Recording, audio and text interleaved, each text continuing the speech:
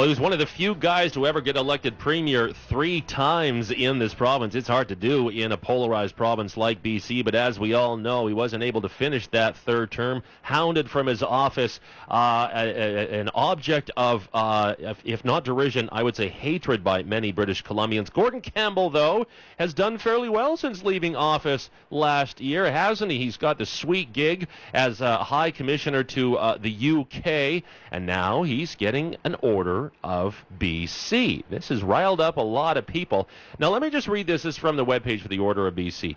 You can nominate any British Columbian or former long-term resident who's demonstrated outstanding achievement, excellence, or distinction in any field. Community, leadership, business, labor, industry, volunteer service, research, culture, the arts, sports. The possibilities are nearly endless. There are a couple of exceptions. Your nominee must not currently be an elected person with federal, provincial, or municipal governments. Now, from the government news release, it was Gordon Campbell and 13 others, including Crystal Donaghy and David Emerson. There's another controversial one, and Ken Dobell, another controversial one. But it says, Gordon Campbell has been an exemplary British Columbian in education, business, and public service. It said a government news release, which also cited his time as Vancouver mayor, his climate change initiatives, and his work to bring the 2010 Winter Olympics to Vancouver. I want to give you guys a chance to respond, so I'll quickly run through my list why I think he deserves it. The news release mentioned the Olympics. He can't take all the credit, but he would take some of the blame if they'd been a disaster. They weren't. They were a huge success. Therefore, Gordon Campbell is due some of the credit for the Olympics. The climate change agenda, I said this was Jill Bennett on the radio this morning.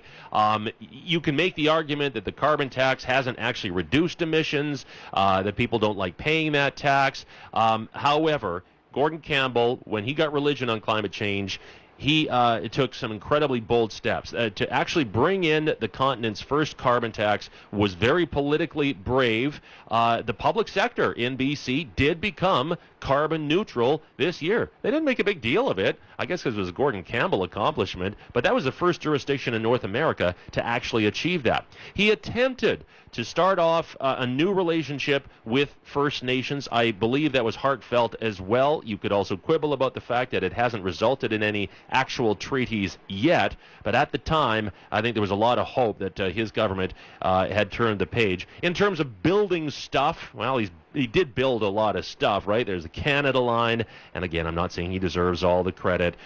You do have the Vancouver Convention Centre, yes, over budget, but now always booked up, and I think it'll pay for itself in the end. All sorts of roads and bridges all across BC, and his record on the economy. BC, in his 10 years, did better when you compared it to other provinces in the national average than BC did under the NDP in the 1990s. Again, you can argue numbers there. I'm aware in terms of jobs created, all that kind of stuff. I would still say, in general, I believe the economy performed better under Gordon Campbell than it did under the NDP.